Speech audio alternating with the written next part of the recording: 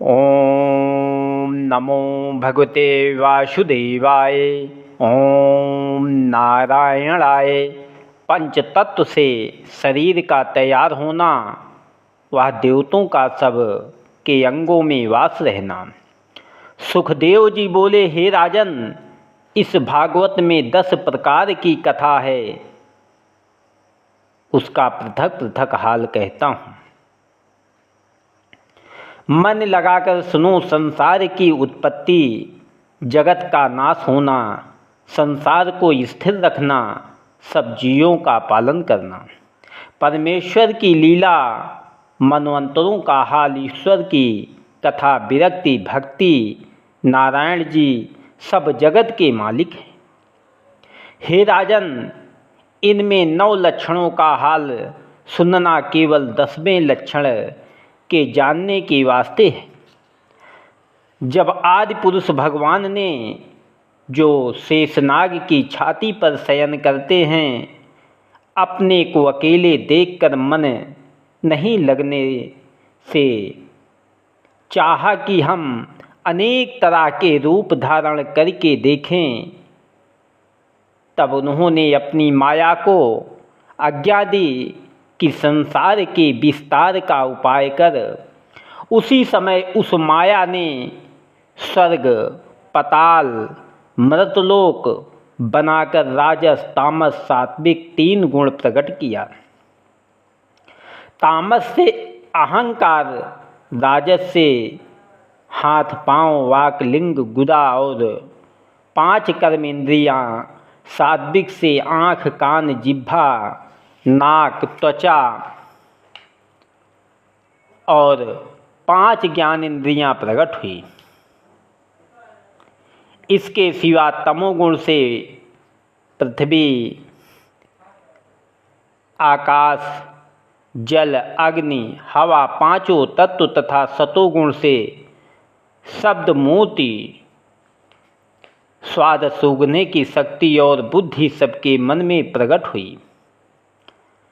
शरीर की 10 इंद्रियां एक एक देवता को सौंपी गई।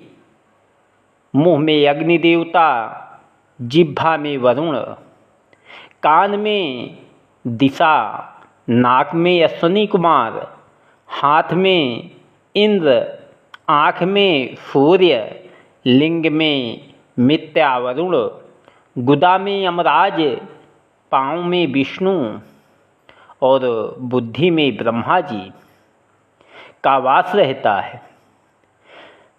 सब देवताओं ने चाहा कि अपनी सामर्थ्य से हम लोग इस मूर्ति को जिलाकर बुलावे और हंसावे। इसलिए उन्होंने अपने पराक्रम से बहुत उपाय किए। जब उनके सामर्थ्य से वह मूर्ति हिल भी न सकी, तब उन्होंने हार मानकर हवा की तरफ, जिसको स्वामी कहते, इशारा किया।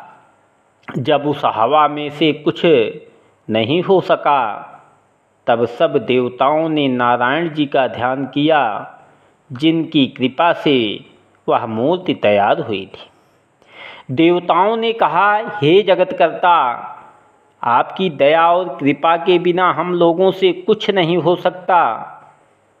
जब आदि ज्योतिष निरंकार ने थोड़ा सा अपना प्रकाश उस मूर्ति में प्रवेश करके कहा कि तुम उठो, तब उस तेज के बल से सब देवताओं को अपने अपने स्थान पर उठने, बैठने, बोलने आदि की सामर्थ्य प्राप्त होकर वह मूर्ति चलने फिरने लगी।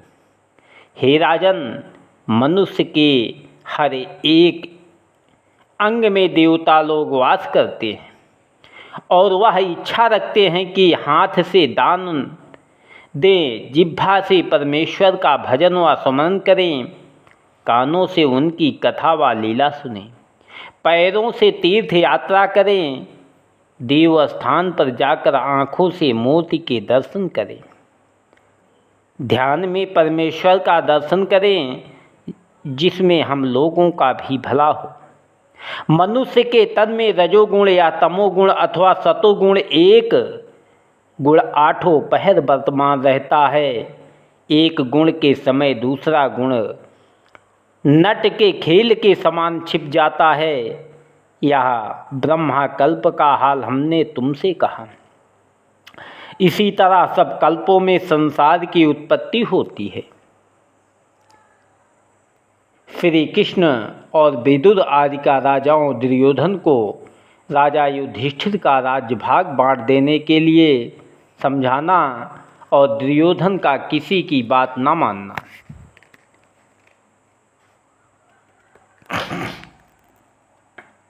ओम नमो भगवते वासुदेवाय। ओम नारायणाय नमः।